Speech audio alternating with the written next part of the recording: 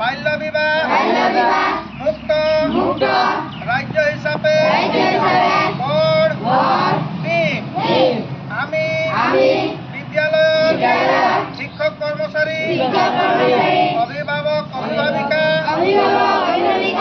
পৰিচালনা সমিতিৰ সদস্য